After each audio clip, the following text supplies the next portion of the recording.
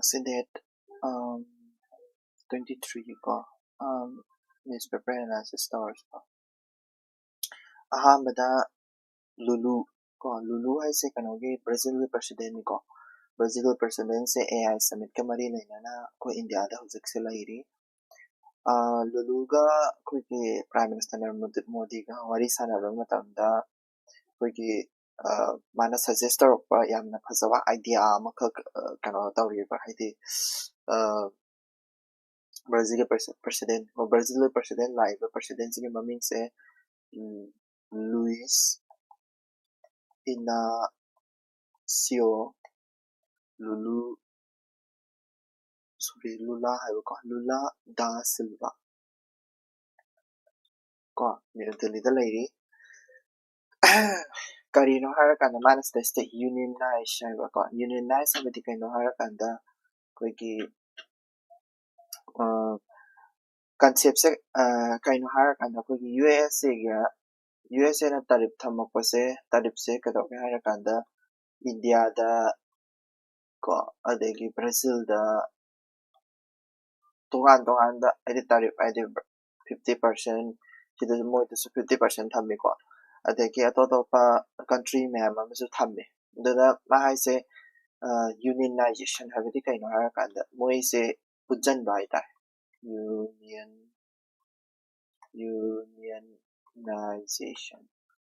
unionization of trade hai ko moi je unionization of trade habidi kaino harakanda si 50% se pira is USA na tarif thamjale ise masi se koi gi kai ne moi na negotiate taw de ni to ko negotiate taw habidi yana ba adi hando kholo hai de ne ba hando kholo hai ba se ama katana hai ba na ta India katana hai ba na ta Brazil katana hai ba na ta moi pula punna hai jesin hai di country ma'am jing jalo USA na tarif thamjale ba country ma'am jing pula punna kano adi punjalaga hai jesin hai taragadi hena USA da hena convince tawa hena nisin convince tawa helagadi hena kana ba phangani tongan na tarif se handau kholo ka ina sum kana taw lebedi hajade shine ko masi se adi unionization of trade che kari da depend taw ge haragadi magi concept se koi gi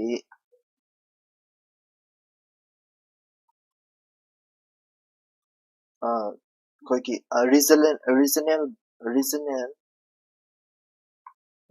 blocks sing da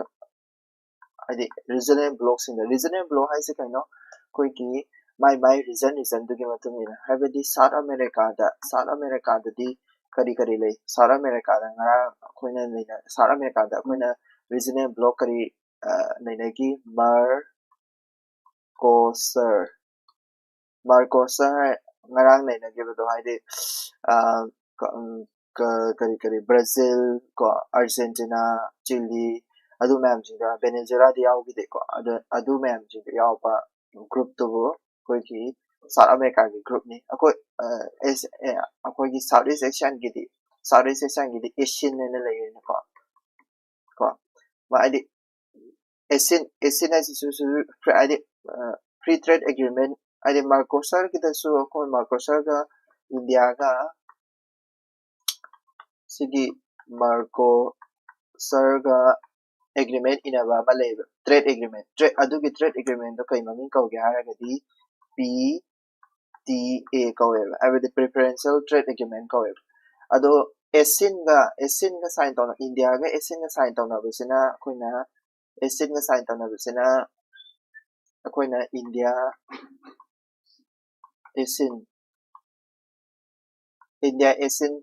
free trade agreement hai na ko free trade agreement FTA ko adavaina regional blocks in se pula pullaga makoi id country to ge kata na regional blocks in se pulle haraga koina moi pulapuna USA da haina ba hai tare ko USA da haina ba adu taraga di akoi de unionization of trade che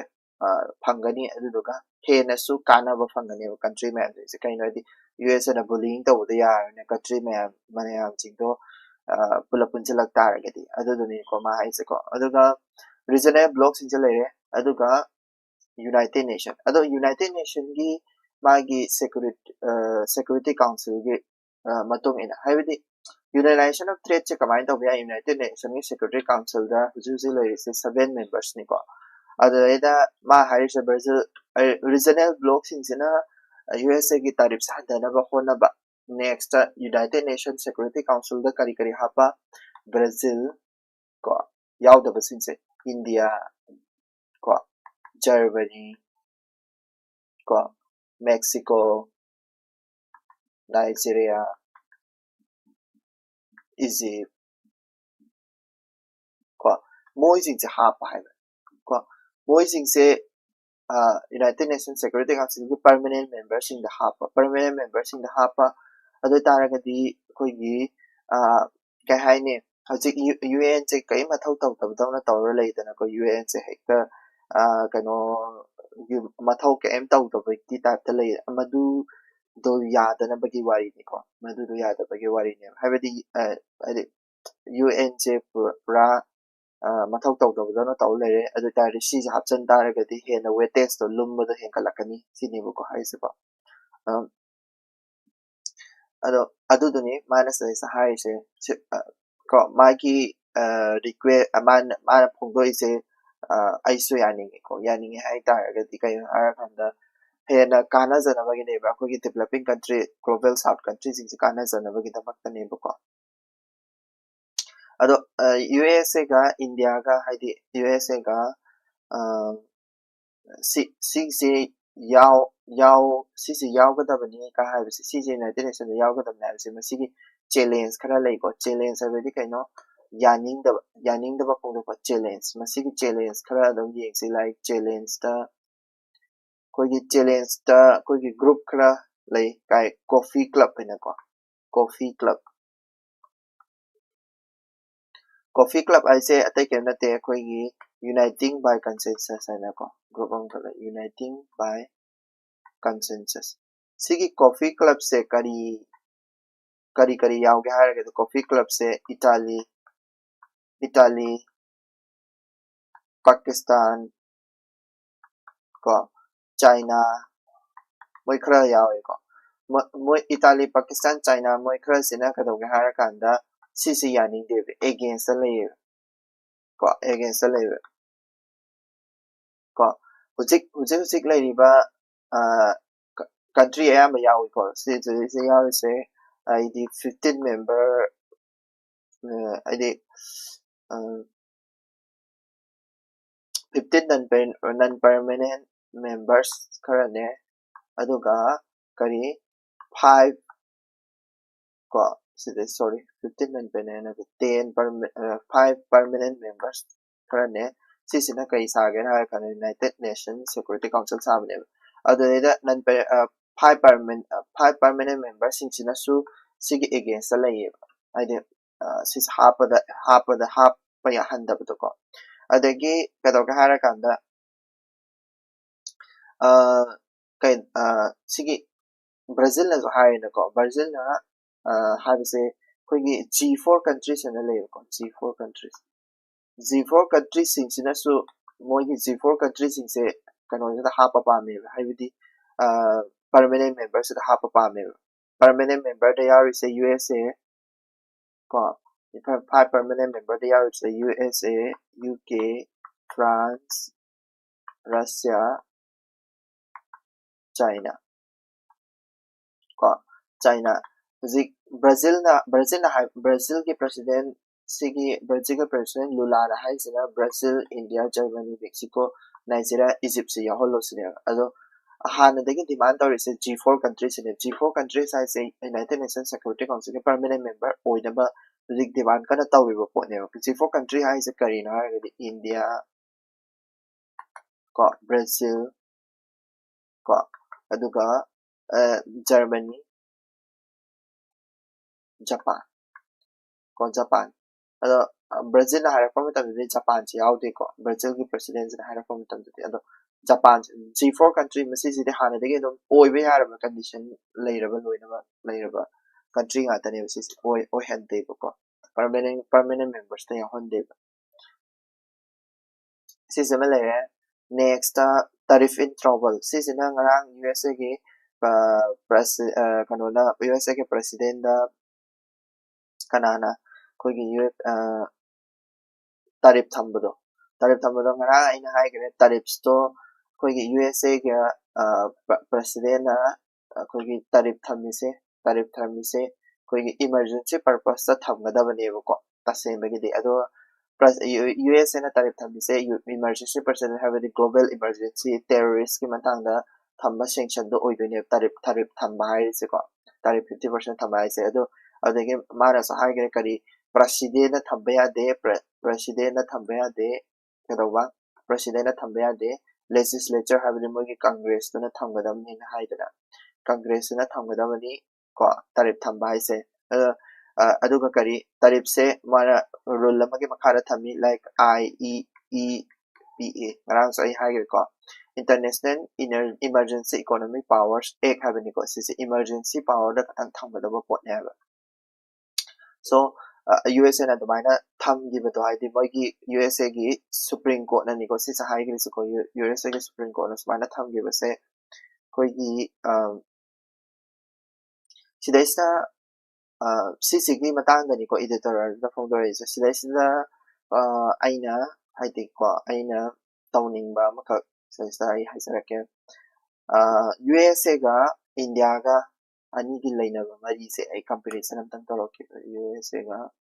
India ko India ga lainaba mari se ai comparison amtang toroke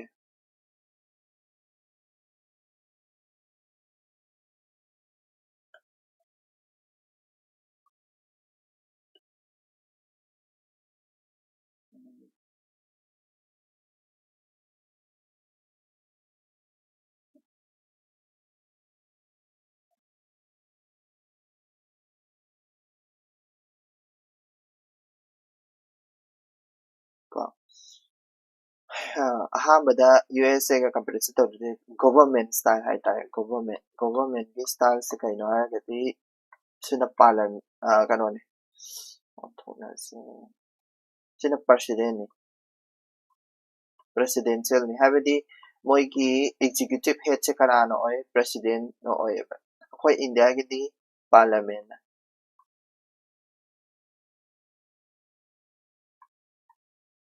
parliamentary हाइदि parliament की prime minister से executive कोई की दी executive से माना या बपुइतना को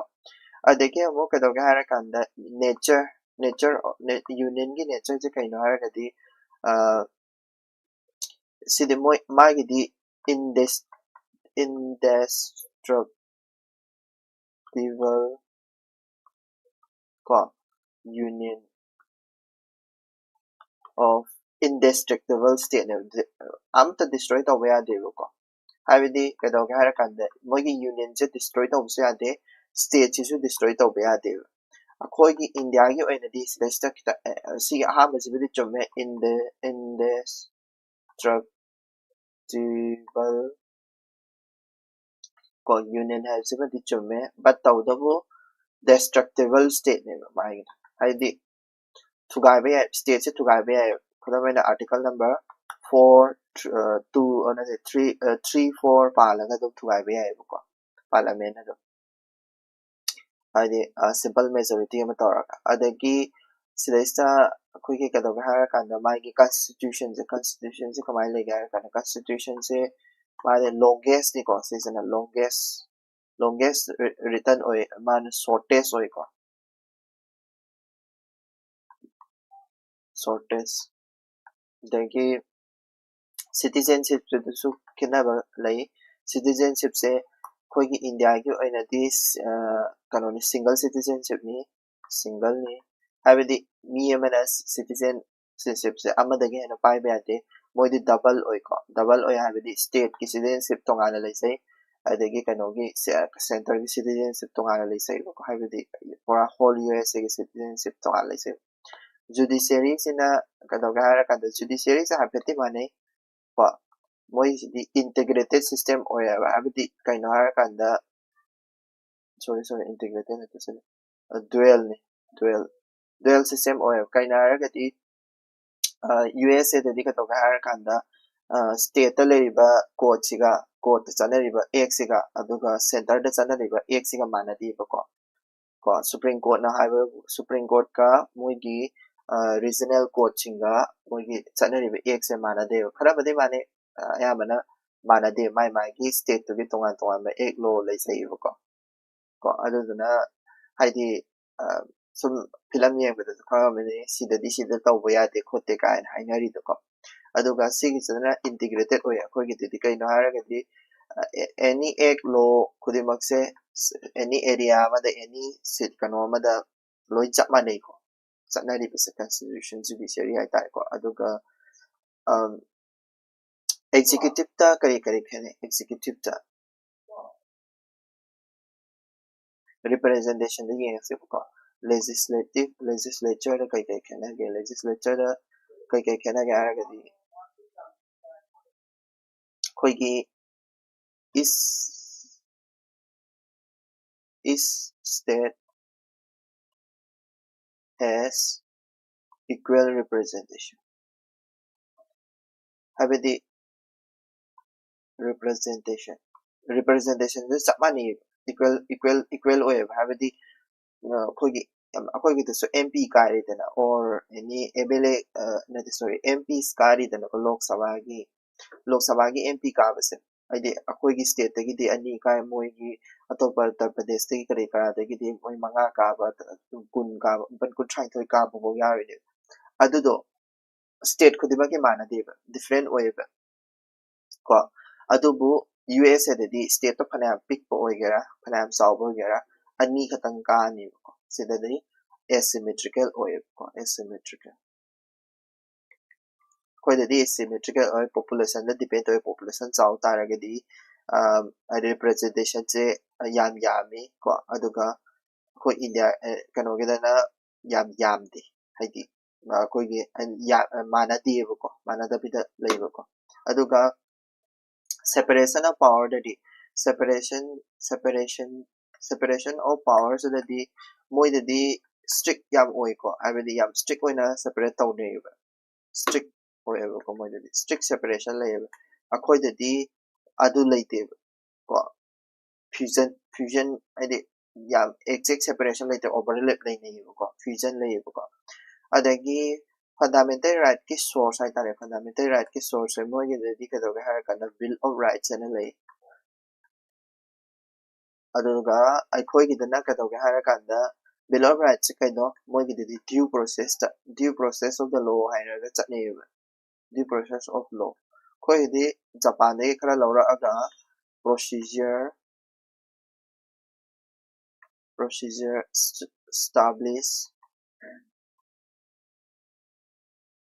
established by law hairaga oye ko moi dana due process of the law haiba ko is the due process of the law lai tabra hairaga di due process of the law lai ko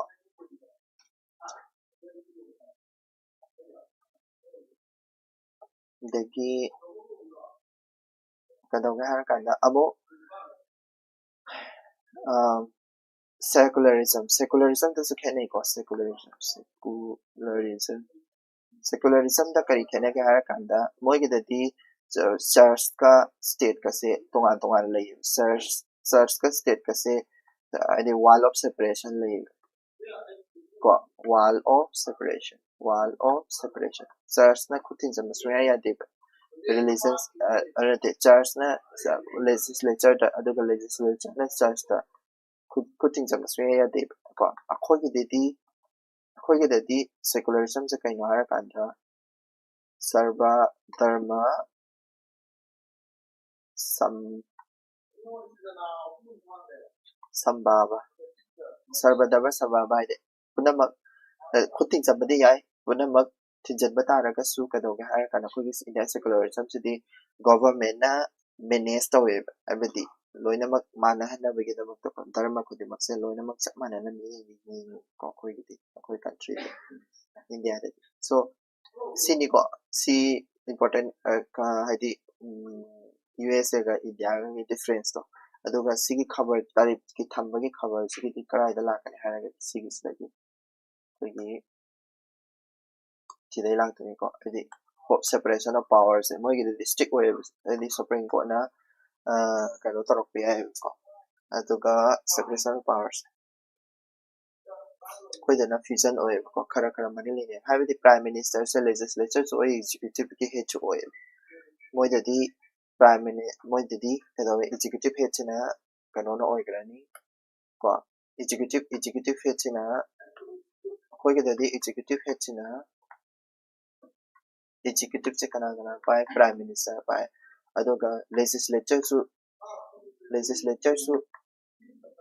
prime minister oil ado overlap tong nei dana moi gi de ka do executive se kana na by har ga di president na by adoga legislature na kana by congress ana lay moi gi parliament sa congress ko congress parliament when the parliament to congress ayo mana next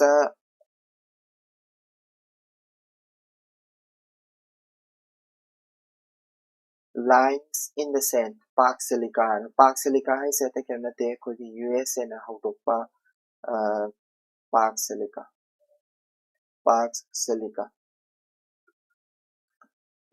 USA na hawdokpa ko gi kai hai ni international in USA gi led international strategic international initiative ko international initiative mamang sa gi December da launch tau gi bani park silica hai shi ko India yaugre ko India se February da yaugre February da India yaugre India join tauge masigi kana ba du gi wari ni ko membership se kana kana no je ko ina lai se haragati technology tech ki country democratic oiba country maba mi yaw record like USA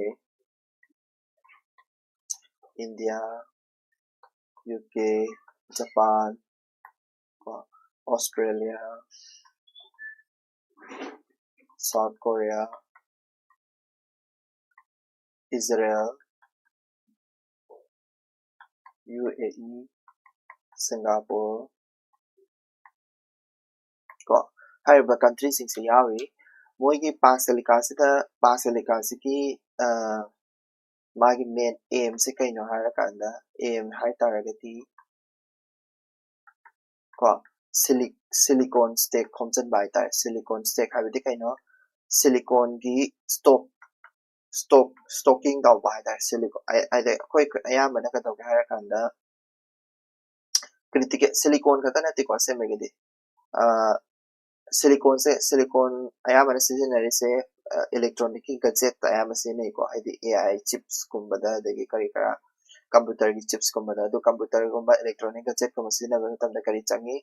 rare earth critical mineral changi critical mineral plus semiconductor ko semiconductor ko si sina AI infrastructure semakpada mateng pangdune ko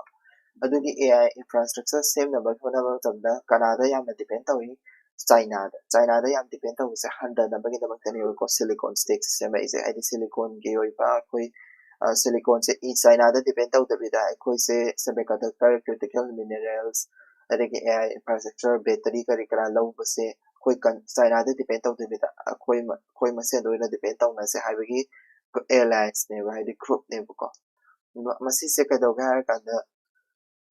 akoi India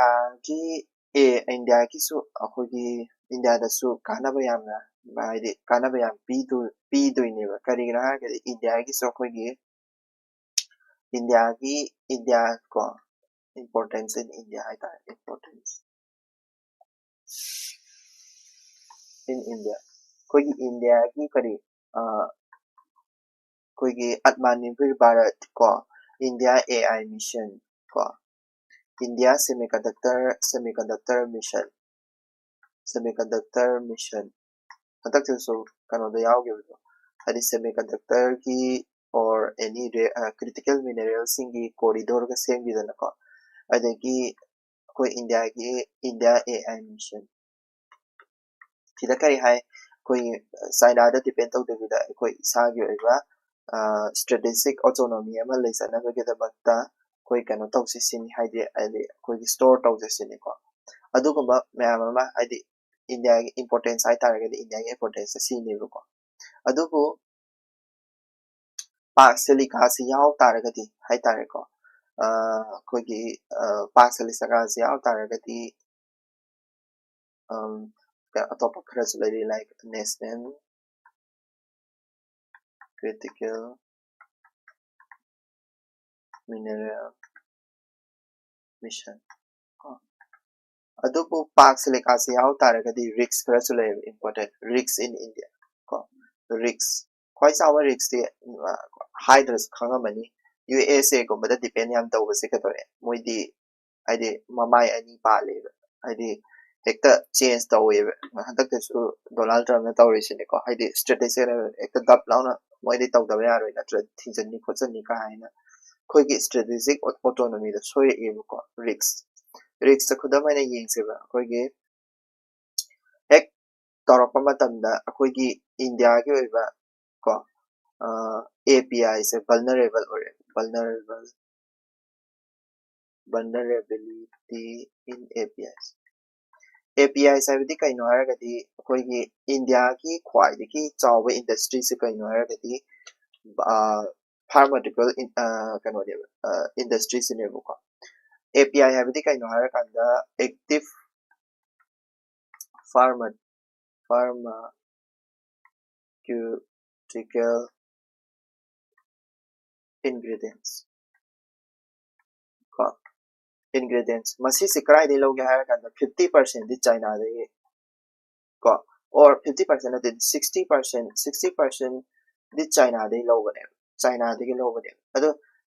ai China de ki depend tawro en haido ki taragadi API se China na kuda pira aroi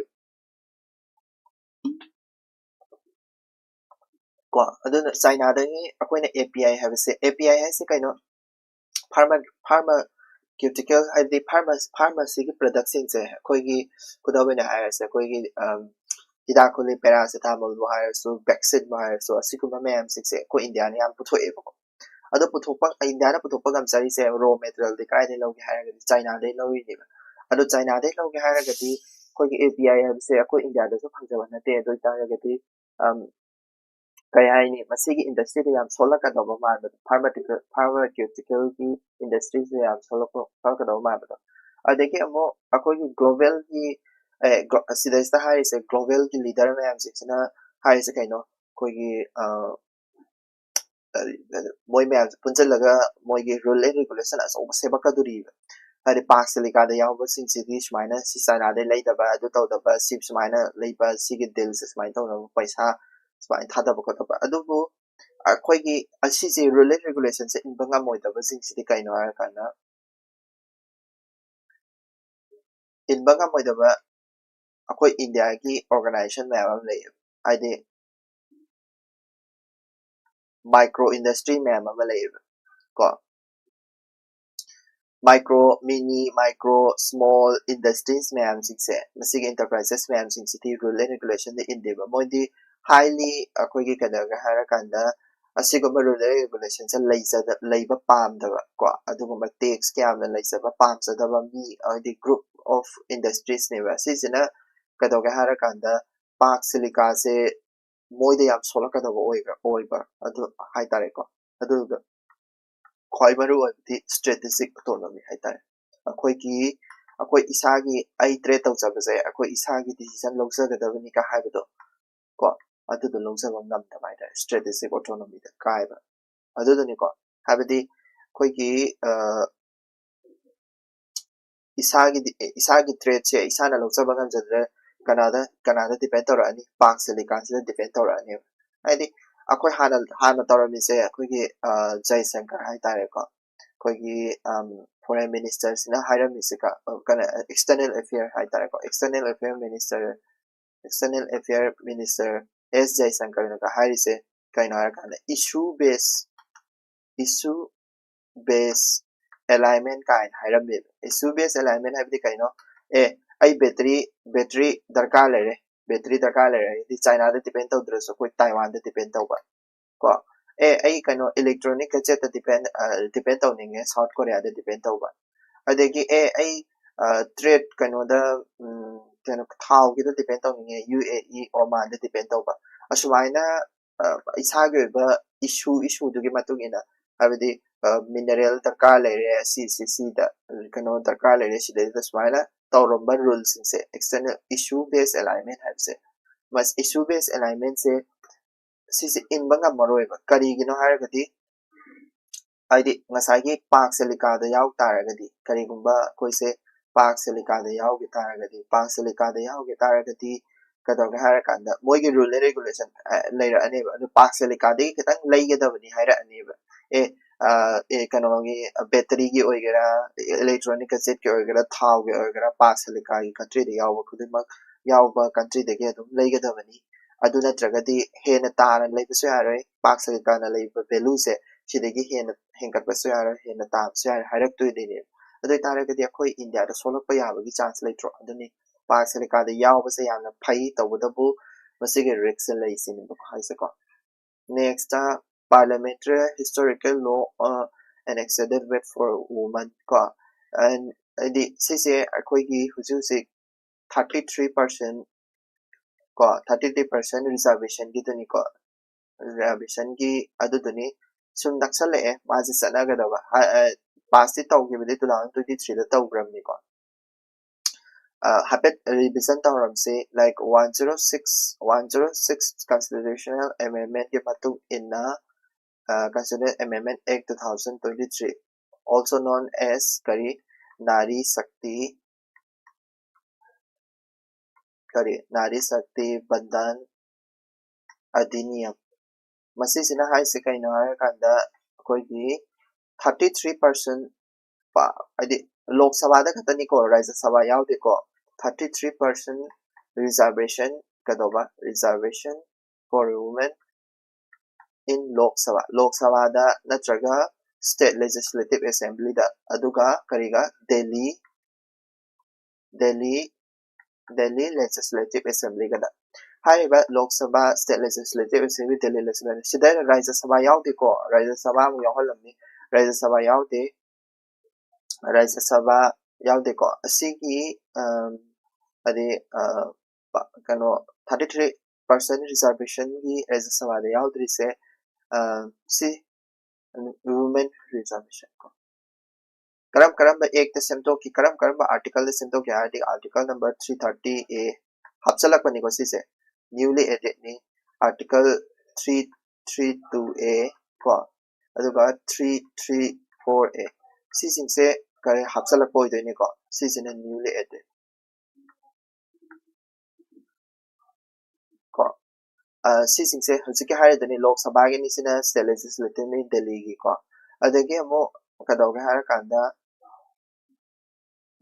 sorry si Delhi gi nate si lere Delhi amend tawani si sina amend tawa 239AA si sina Delhi gi ni ko amend tawa amendment hapsalak pa nate ko sina Delhi gi sina amendment ko adu si sina Delhi gi ni aduga kadawga hara kanda masisi hujipok satnadri haiti kari maram ki satnadri no haragadi why ai taragadi masi satnagi haragadi akoigi census darkar leaves delimitation darkar leave ado census tawdragadi delimitation se tawba yade ko aduna adi masi se census hujik 2026 ki census tawdorena adu matung delimitation amu tawrani adugi matung delimitation tawrakanda 106 constitutional amendments implement tawdoini shema ko ado yamna thingda man gre sini ko sigi article sin haise adi kano yamna thingda man gre akoi ngai raga leba se yam kano do adi census tawraga lei adi census tawbal loiba ngai raga leba se yam thingda man gre ko akoi siji khara thuna tawna ba gida mak tani ko ma haise ko like koi gi flow hai tare ko adi masigi kano se ai ko sik tas hai jage ko sigi kano sigi adi 33% reservation sigi flow or akogi kai ni gaps in the air hai tare ko gaps in the air ko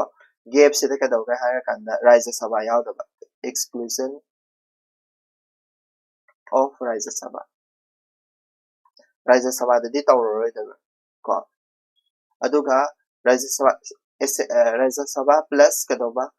state legislative council leidana state legislative council adi upper housing se amta yaudre ko upper housing si upper house na tani ko lower housing di lo yare upper housing da di si se yaude dagi OBC gi subquota su yaude OBC gi oiba tongan ba subquota yaujade reservation se nupi gi oir taraga su moigi marak to da ST SC gi su reservation di yawe marak to da sub reservation hai tare ko subquota adu do OBC gi di yahonde kaino OBC yahonda ba su kano dani ko adagi sahi ko digi sada gi constituency dana sigi nupi sik se oini like khoi gi nupi taba nupa taba hada ki post di nupi nupa tai kaina ga khoi gi kano da to panchayat election da to dana ko adu mai to dana magi so rotation lay ko rotation adu gi rotation do ambiguity habedi kano tawde adi kara magi rule tasena rotation do kamai tawdoino habegi rule do phasana e debe jugi x sida ko adu dani ko ma hageri se ko adu si se husik se chatnari se gaps x se husik chatnadri se chatnahan ga ai ta thuna chatnahan ga ai ta gadi delimitation se sathuna taw delimitation se taw ga gadi census ke mama na taw su ya koi ek amakhak lei ek ko delimitation ki ek ma kari ek census ka se delimited article amakak lei article 82 gi matuk ina ka dawga hara kanda koi se census tawraba matuk de delimitation se tawgadabni haina leiba madugi leiba connection se masi je thadatlagadi koi delimitation se anytime tawba yaduni kana aduna si je thadasin article number 82 se amend taw se sine siki kano sen haire se sine pa je civil election commissioner hana oiramba nupani ko civil election commission delimitation se han lokthokshi ko delimitation se census tawraba matuk de tawgadabni haib se lokthokshi aduduga akhoi kana tawse haidi delimitation se sataw thogadi akhoina kadawge hara kanda kana tawba yani si nupi gi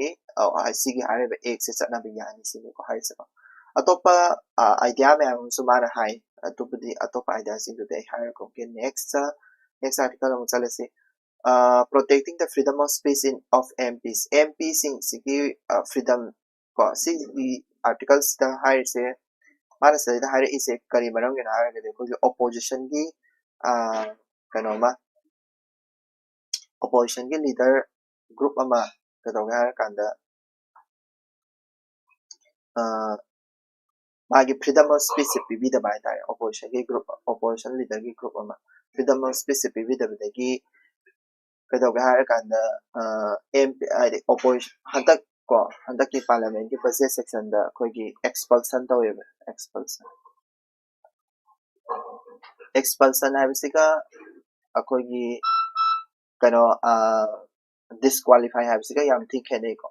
disqualify expulsion habisiga disqualify habisiga yam thi khene expulsion sina kaino hara kanda kano gi parliament ki affairs parliamentary affairs to the yetli khotli haidana koi gi tanthokpadabu akoina expulsion kaweba habidi masisidi parliamentary rules di makhada le sidi parliamentary rules di makhada le doga disqualify haisina kaino sidi constitution gi makhada ne constitution ye makhada leba kanone haidi kai haidino haidi a constitutional power ni hai tare ko haidi disqualify to by stem sidadi akoi gi kai haini absolute majority or the vote ka tawna doi ni ko haidi kanos ka tawna doi ne yeng si ko freedom of speech sai se koi gi freedom of speech se 191c ko 191A hai tare 191A article number 191A gi makhada mi khudimak to lon pi tawata bo koi gi MP singi haidi ko MP singi freedom of speech se MP singi freedom of speech hai tare ko freedom of speech MP singi freedom of speech de kamaina kanada karamba article da pi hai gadi article number 105 da pi ko 105 ta hai se kai na kanda koi gi parliament ta ngangba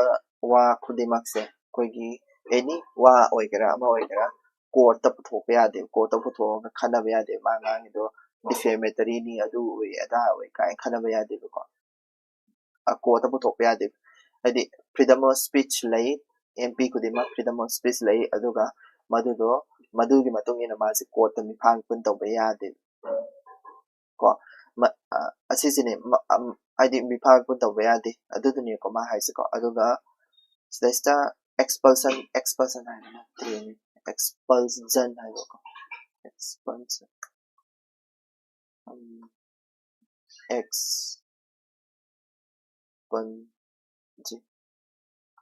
expunging hai ko expunging hai sida na parliamentary rules ki makhada leitani ko rule mayam ama lei mana sida panbada rules phadra sai ko 3IT 261 kai le 261 rule 261 sida rai sawagi ni sida lok sabha gi ni ko adumaina parliament ki tan thok toine parliament ki tan thok ki ma ki criteria se sigi criteria se kari criteria le ki ha kanda koi ki defamatory oiba wa nga ba ko indecent oiraba ko adagi unparliamentary or parliament ta ngang da wa singang ba adagi undignified dignity yautra ba ko kado ga kan adoi tara kati sise chairman ko chairman natraga speaker na lawba decision na final oidoni ko se lawra kanda moi se tan thok pa expunging to ba haidi ko dagi house dagi tan thok pa se sinema ko ado sumaina tan thok pa se kado ga kanda kano se disqualify se ga yam thi khene disqualify hai tara ga ti koina disqualify se ti pura ma se disqualify to ba ki ma gi kano su lei ba habadi article disqualify ki se makha di ra ko disqualify expulsion to ba expulsing to ba tara ko expunging or expulsion hai so hai ke so pa kai de expulsion to ba se ka disqualify to ba se yam thi khene disqualify to ba se di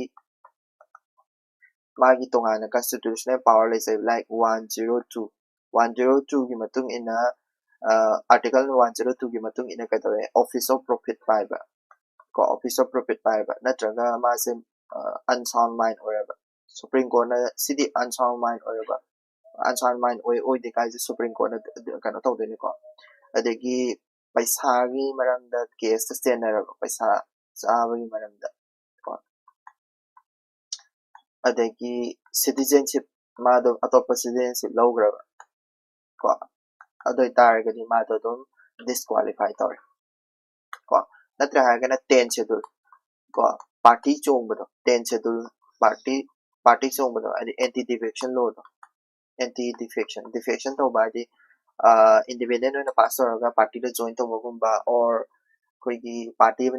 da homagumba adugumba da tawba matamda anti defection pale ko adu natra hagana RPA gi matugina RPA 1951 ko RPA 19 representation of people saying 1951 gi matug ina mase kai gumba koigi 2 years henba jail tam leraba adi crime da chen harwa da convict 2 years convict oraba ko or more or aduga mase adu taragadi mase disqualify tawraneba disqualify tawse kaino disqualify tawse mai chahi limit lay 6 plus years disqualify tawde 6 years ko jail time do he loy bagat mase 2 years convict tare kala 2 years convict tara kanda 6 year amani ma bole pa yaro de disqualify tawde ni mase ko aduni disqualify ka ngasai ki expulsion se ka khena baduni ko expulsion je ni ngarang han koi ki congress ki group kangu ba budget session de tan thorakado aduduni ko haide adudu bo koina expunging or expulsion or kari expansion ka hai ko removal from the office record ko expansion hai se na ngasai ki kano oiba removal from the record hai ko removal from office record voice so adi voice de so yaw han da bai opposition ki voice pura lok thok ke ba kum mai hai ya ni ko aduni lere disqualify tawse ka khena ba khamo ko CPI ki anova base year ho gi ba 2012 da magi base year armado consumer price index ang ko si 2024 da ho ngre adulai da data to cam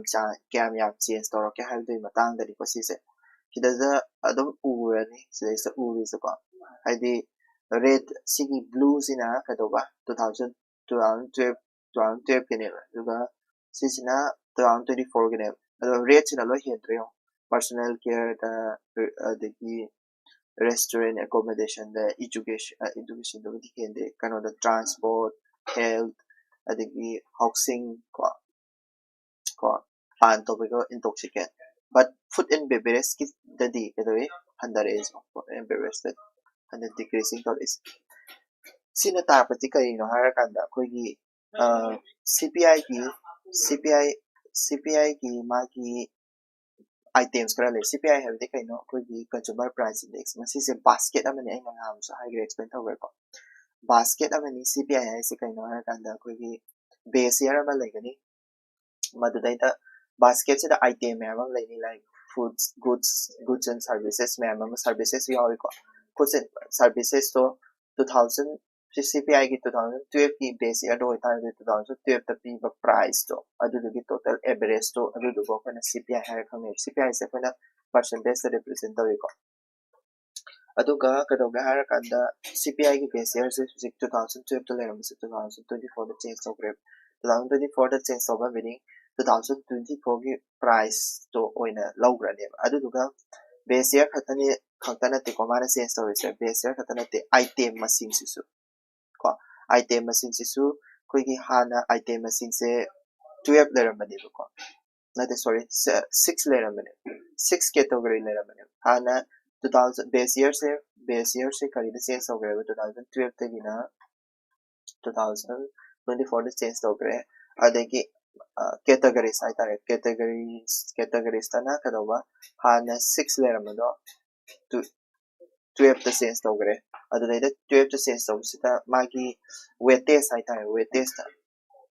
weightage ai badi kaino aragadi khoi magi percentage kya pu ge habdo ado food ki weightage handaba pandawi se ko food ki weightage handaba degi ha oh yeah na food ha thagalo yeah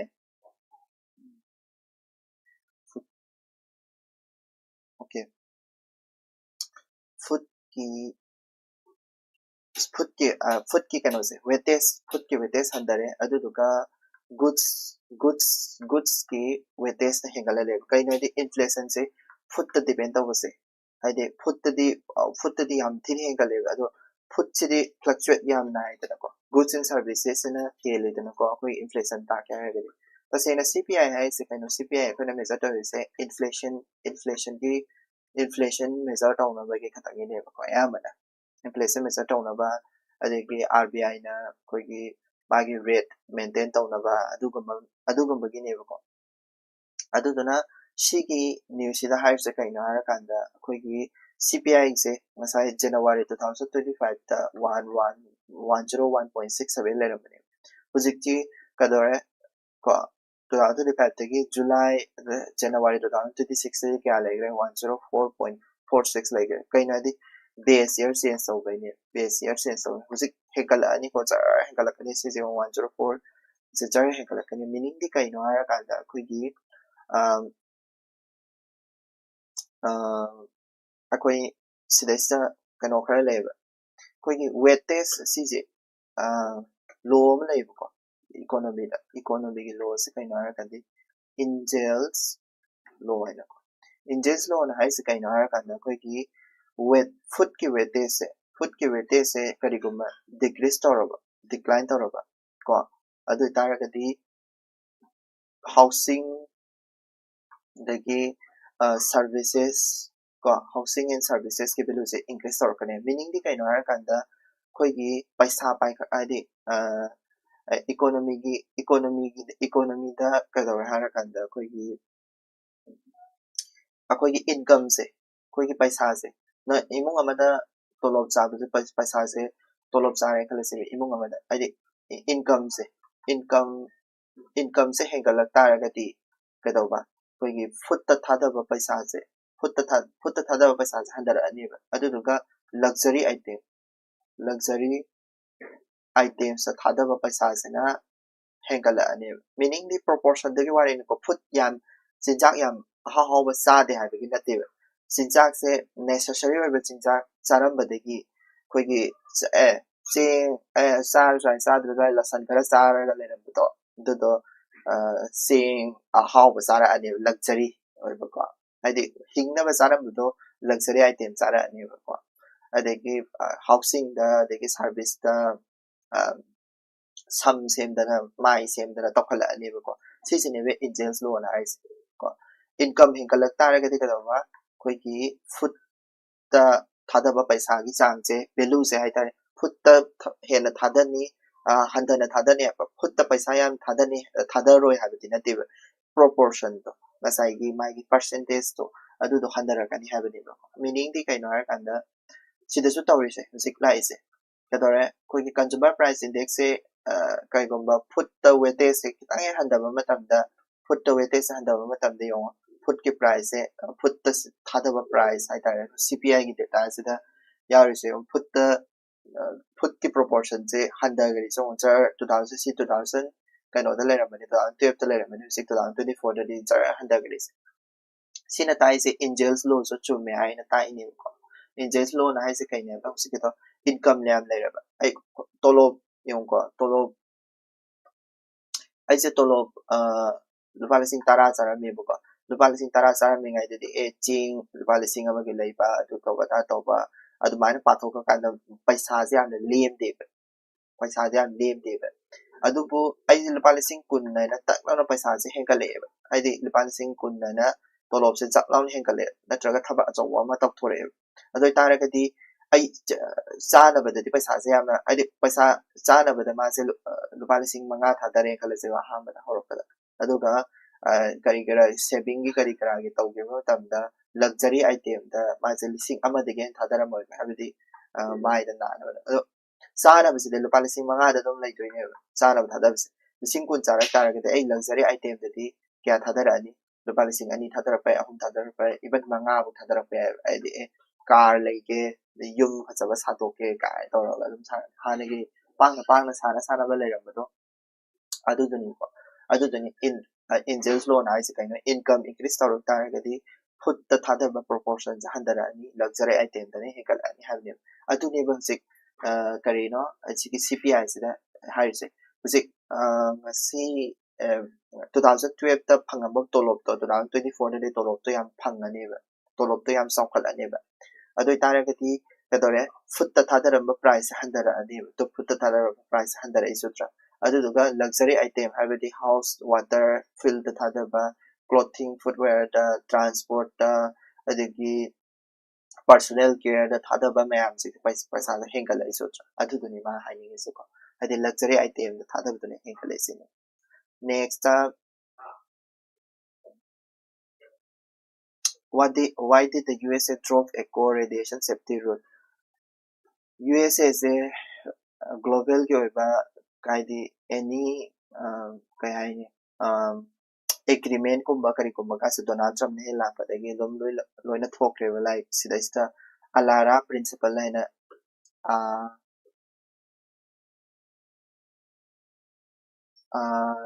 la alara principle laina malay alara habide kaino as low as reasonably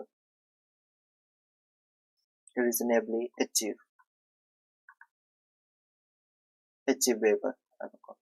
masida hai se kaino radiation protection neba it is an operational philosophy of radiation protection ko radiation digi protection tawnabagi adi kano ne radiation exposure se radiation protection radiation exposure tawse masidagi protection tawnabane radiation digi ngakthok sanabane like koi gi radiation se kan ga gadi maru aina koina lit athaba cover na ka hapsali den ko emine ko adudune ko aduga siguma lit ku mahapa aduga wa kano ku mahapa sa paisa am sangi paisa costly am oy ibidi koi any radiation ki safety ama device ama sana bo kona matam da paisa am sangi radiation protection ado elara na hai se kai no ara kanda what kari ide feasibility su yenga da feasibility su aduga safety su yenga da ani se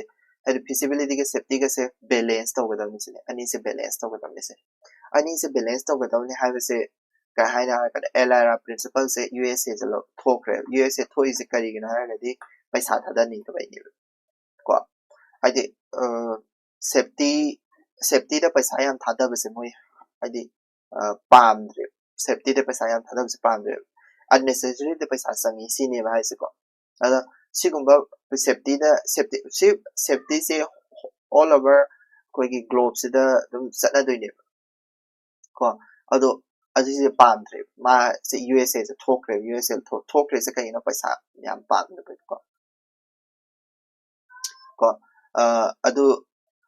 USA di LRA se gi thokre adu duga ma se ha hormesis aina ko hormesis aina support tawgre ko masigi hormesis na hai sina kaino ara kanda low dose of radiation ko radiation kitang saba se haidi lit kumba sina kadawe pura fully protect ne betor fully protect ekta amta thadok tabi ne ko LRA gi convention sina hai se LRA gi principle hai se kaino ara kanda lit kumba sina ekta pura pungthing thing ba hai ne ko pungthing thing ba radiation de pungthing thing ba khuda mena x-ray machine am lai x-ray se radiation thadok kai natra x-ray machine sida magi paisa yam tang se x-ray machine da paisa yam tang se x-ray di tang di ko magi x-ray machine se gi safety oina ma se thing na x-ray machine sida gi x-ray se minute manga natraga second ama bu phara moi ko ko expose tawi se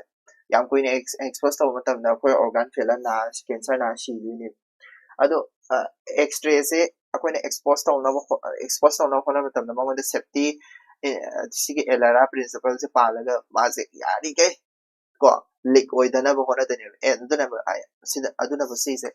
as low as reasonably achievable hai se achieve to bo ngamba chang du gi lowest to yin USA na hai se na adu achieve to no hona ba da paisa yam changi adu dana akoi hormesis oina support tawrage hormesis de ke dawrage har kanda radiation se low dose da aidi khitang x-ray machine da safety se khara handar ba safety handar ba se mingon da soan ba dina ta safety se khitang handar ga de paisa se handar ga doi ni da ko ado paisa se handar ta ra ga di akoi gi aidi low radiation khitang akoi isa radiation khitang phangja ta ra ga su koi da ga dawe biologically beneficial oil ko yam phangba dinati ko khara phangtare radiation khara phangba matam je biologically beneficial oye ha base support to wai tare ko ha hormesis haise hormesis na kai hai no radiation kitang phangbasi su kanai sini ba khoida adu na pura pung ting du sapade khara phangbasu kana bani na akoi pung ting basida I follow tong ni tre USA ge USA na haise akoi hormesis sida na depend tawrake paisa ting da ba sini ko adu bu masi scientifically proof laibra hairaga de biologically beneficial oy have say scientifically proof laibra hairaga di laite ko scientifically proof laibra di laite kano radiation kitang phangaga di akoi haksang na kanai ka have say laibra hairaga di laite ba laite ko but tabu adi USA se elara de ki thokre hormesis ta changre system ka khango yare elara hormesis haise sikadang khango yare topa khangdrasu adagi next article yam nungai ba article am lere brain ga AI ga comparison to bai ni ko sise brain ga AI se AI ga brain ga hai tare ko AI ga brain ga sise comparison to bai ni ya phasar comparison to ko human brain se ga AI se ga kari adi kari mari le ne ga have to ki matang da ko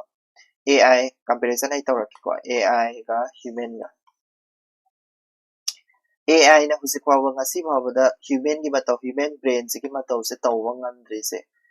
se kari maram gira ga paisa yam ting bai tare ko AI se human brain se tam ga ga de paisa yam ting ba ado human brain se ga AI se ga khena bu yeng se ba functional as a functional ai tare ko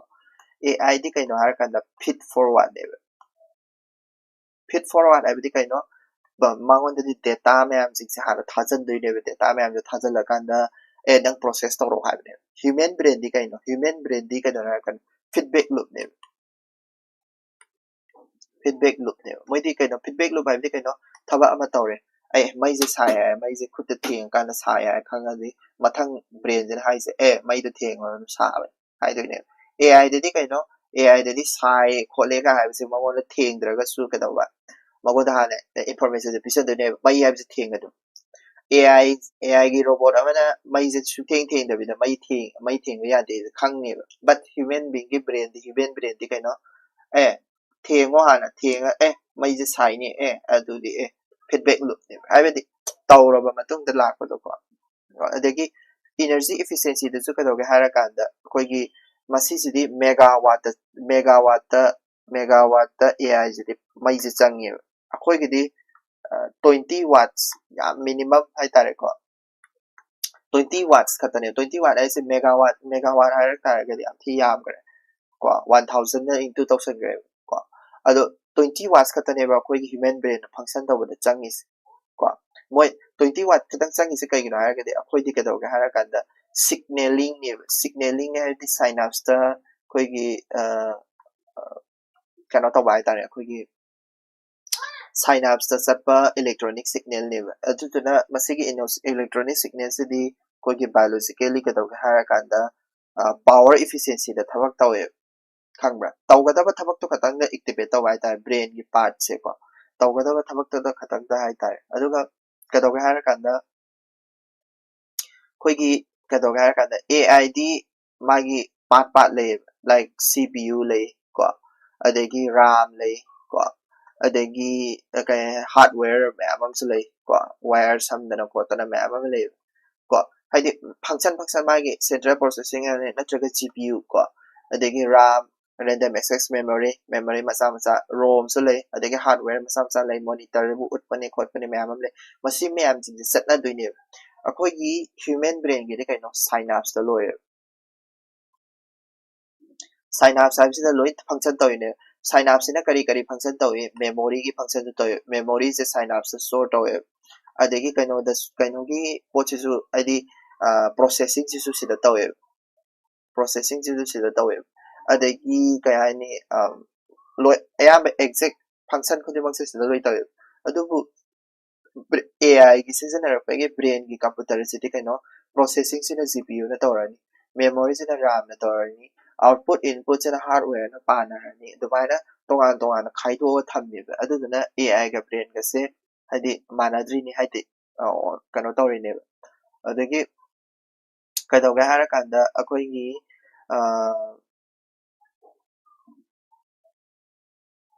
ꯀꯣ AI ꯒꯤ functioning capacity ꯍꯥꯏꯇꯥꯔꯦ synapse around 100 trillion मुकी लई 100 trillion synapse लई को synapse लई अदुबु AI ना हुसी पावर होइना ngamba हाइतारे को कोई synapse की टाइप ता ngamba से around kayani 10,000 20,000 अदु मंगाए को हाइदि ngamba limit upper limit से कोई human brain से यौ मंगम मोय को less ओए हुसी पावर के ने दी क्या मी आम ngamba दे है बितुदी 10,000 20,000 मुखतनी हुजिक तानबा याम वारी बको तानबा याम वारी अदुदना हुजिक से AI का human brain का से कदर है कदा सी कदर है कदा यामना हदी efficient ओइदबा पोट अमा ओइरेबा अदुबो AI से हुजिक मतौ तमदना brain की मतौ तमबा मॉडल म्याम अमा थोले मॉडल करम मॉडल थोला के हारा कांदा को Intel Lumahei kan ko IBM notebook ti matau tamini ko brain gi matau se tamini ai de brain da khoi gi kaino se yam season e hormone yam season e brain da di brain gi hormone jige matung ina thabak se yam taw battery power saver mo de ga taw ba koi brain gi function se yam lei ko ado haidi Intel Lumahei IBM notebook ka hai sing se सिंसे brain की मतौ तंब पोट हातने मोइसिसु neurotransmitter कोई neurotransmitter हाइदि कनो न्यूरॉन द दरकार लेबा एंजाइम सिंग हार्मोन सिंग तनिको लाइक न्यूरोट्रांसमीटर मैम अमा ले कोई की ब्रेन मनुंग द न्यूरोट्रांसमीटर सिंसे सिजनरगा तौरेबा न्यूरोट्रांसमीटर हाइसे कइनो हारगदी कोई की हार्मोन निको लाइक एसिटाइल कोलिन को एसिटाइल कोलिन साइंसना कदरगा एडजस्टमेंट गी निको सिसे अदगी नोर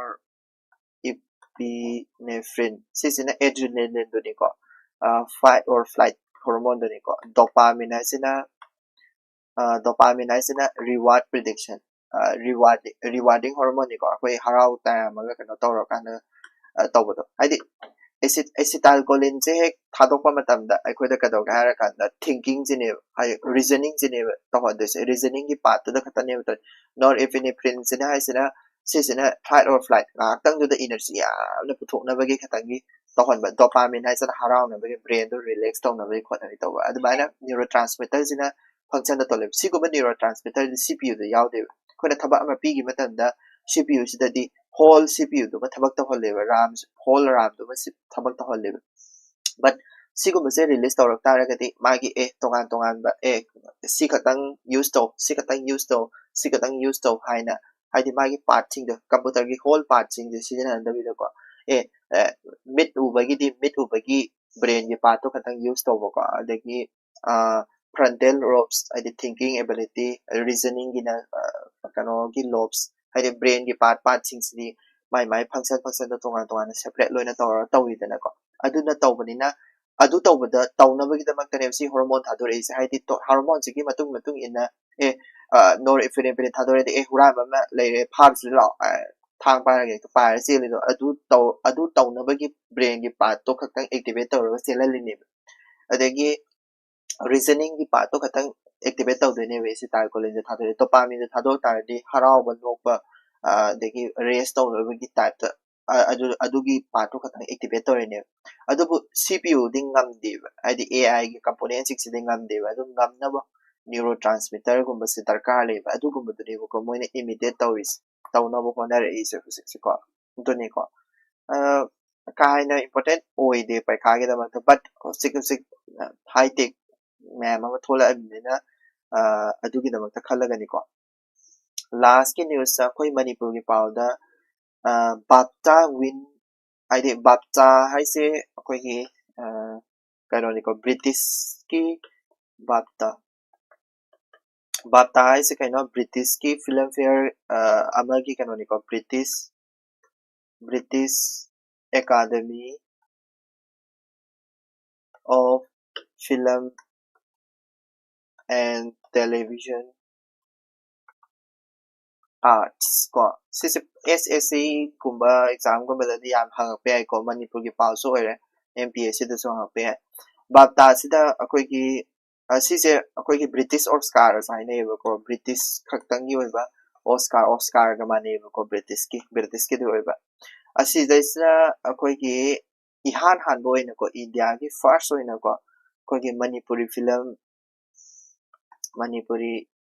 film ko bong haise bong ko bong sina India ki ihan han boina first Indian film oibu ko bapta da first Indian film so oire adagi phangiba award ki magi kano sina best children and family award ko family film award ko sigi category da phangine ko aduga director sina kanana oige hara kanda director sina koigi film director apaubi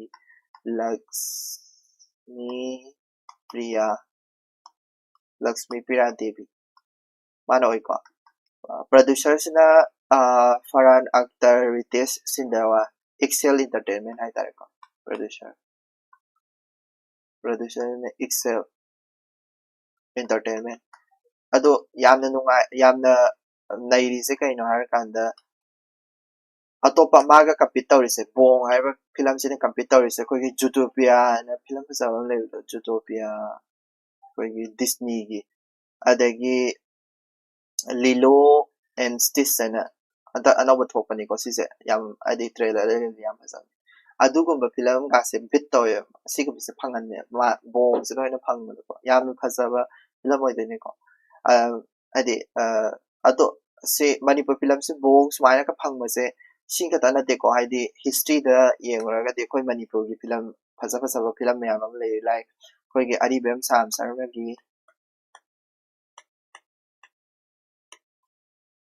Sarma gi koi gi ima gi ningthem kai to ima gi ningthem ko sigi ima gi ningthem se akoi gi India gi oiba first film ne ba si se Grand Prix ta phangba Grand Prix at the Nantes Film Festival 1982 da phang ne ko sisu India gi oiba first ne ba sisu India gi oiba first aduna koi Manipur se film fasaba thoi ko dum fasaba film fasaba haidi fasaba film me ama ki haidi puthokpa ngamba haidi state amani ko India gi oiba first film go oini ko yam chawthok sani ngai sida loy losalage ngasi gi oina di nuai te sum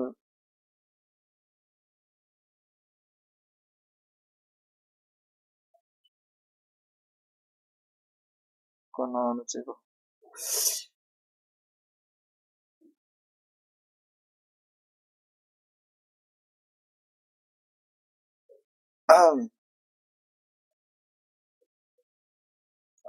semiconductor analysis se pung kya de hawri ma adum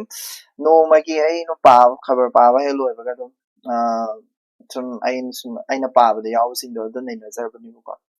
semiconductor modi na Japan da chatkibadu oidoi na tro hoi adu du khabar da yawdri ko hoi kano mamang da di chatlure ko adu semiconductor gi adu gi chatpa da sign tawna ba su lei adu ngasi gi khabar gi wena di khara context to ai khangdre hadi modi ne sakhiba matam da Japan da sapa matam da free semiconductor gi siki kano siki su matang da su adu bu park silica ji ti tasina ba di budget session tawra kan da yarak ba do oidoi ne ba budget session tawra kan hana di yaram de ba aduna join taw de ba hana park silica se Japan da sapa matam da khara di khana nei na ba de ba adu ai di adu du khana nainaragasu adu join tawridi budget session sida thaula kanda join tawbaneba ko adagi semiconductor gi do hoi chume Japan da chalpa matamda nainagi batu semiconductor gi di oi aduga Japan da su moi free trade agreement adum tawnayeba ko adu Japan gi su tongan sila lage ko